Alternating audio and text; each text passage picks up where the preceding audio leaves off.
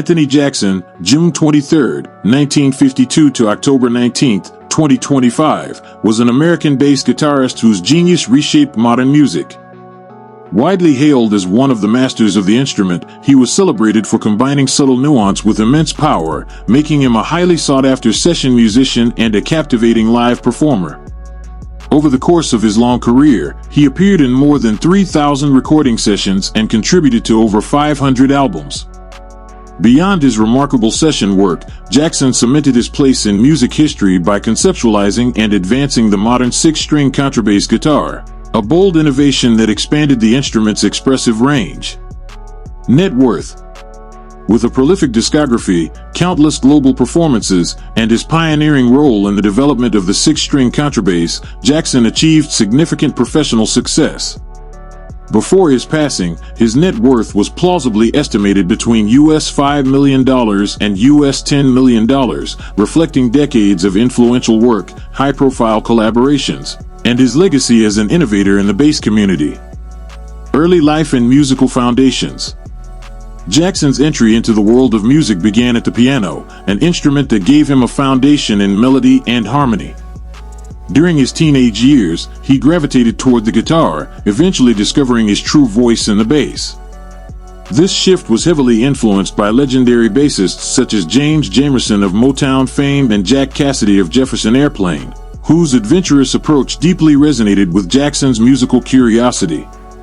Determined to refine his craft, he pursued formal training under esteemed musicians Jerry Fisher, Lawrence Lucy, and Pat Martino. Jackson's technical skill and musical intuition soon drew him into the highly competitive session scene, where precision, adaptability, and emotional depth were essential. During this period, he joined the band of Billy Paul under Philadelphia International Records. His big breakthrough came when he played on Paul's 1972 hit Me and Mrs. Jones, which reached #1 on the charts, his first major milestone.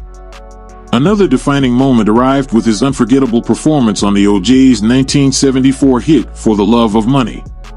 Enhanced with flanger and echo effects, Jackson's bass line became one of the most recognizable grooves in R&B history, helping the track soar to #9 on the pop chart and #3 on the R&B chart. From that point on, his career took off rapidly, leading him to perform in more than 30 countries and record extensively across genres. Redefining the instrument, the six-string contrabass guitar. One of Jackson's most profound contributions to music came from his innovative thinking about the bass guitar itself. Although 5- and 6-string basses had existed in various experimental forms, Jackson felt they lacked a coherent musical logic. He briefly experimented with a 5-string Fender bass tuned EADGC, but believed the instrument needed a wider, more standardized range. With this vision, he approached multiple luthiers in 1974 with the idea of a 6-string contrabass guitar tuned in fourths, BEADGC. His goal was to extend the instrument's low end while also providing an expanded upper register for greater melodic and harmonic possibilities. In 1975, luthier Carl Thompson brought Jackson's concept to life, crafting the first true 6-string contrabass guitar. Jackson debuted the instrument while recording with Carlos Garnett and touring with Roberta Flack that same year. Later, he collaborated with Ken Smith and eventually with Fodera Guitars, whose instruments became synonymous with his sound. In 1984, Fodera released the first Anthony Jackson signature model contrabass guitar, followed in 1989 by the single-cut Anthony Jackson presentation contrabass guitar. Jackson articulated his vision clearly. Why is 4 the standard and not 6? As the lowest-pitched member of the guitar family, the instrument should have had 6 strings from the beginning. The logical conception for the bass guitar encompasses 6 strings. From 1982 onward, Jackson used the contrabass guitar almost exclusively, having previously played instruments like the 1973 Fender Precision and Jazz basses and the Gibson EB2D. His 6-string innovation would go on to influence countless bassists and permanently transform the instrument's role in contemporary music. Signature sound and musical influence. What set Jackson apart was not only his technical mastery but also his deep understanding of groove, tone, and musicality. Whether laying down rock-solid foundations in R&B and pop or exploring complex harmonies in jazz fusion, he approached each piece with a balance of discipline and imagination. His bass lines were often subtle yet transformative, serving the song while elevating it. His work on For the Love of Money remains a testament to his creativity, combining rhythmic drive with distinctive effects to create an instantly recognizable musical signature. Jackson's influences ranged widely, from Jamerson and Cassidy to the avant-garde compositions of Olivier Messiaen, which gave his playing a unique blend of soulful grounding and cerebral exploration.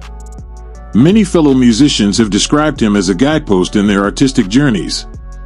He was revered not just for his skill, but for his ability to expand the vocabulary of the bass guitar, inspiring generations of players who followed.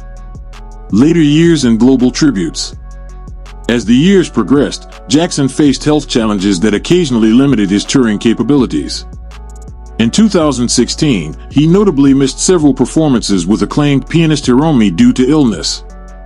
Despite this, his legacy had already been firmly established through his decades of recordings and live performances. When news of his passing on October 19, 2025, reached the music community, tributes poured in from around the world. One fan on Reddit summed up the collective sentiment: "We have lost a giant. His work is all over the musical map. He was a genius." Enduring legacy. Anthony Jackson's life story resonates not merely because of the staggering statistics, 3,000 sessions, 500 albums, global tours, but because of the spirit behind them. He was a musician who not only mastered his instrument but questioned its boundaries, rethinking what the bass could be.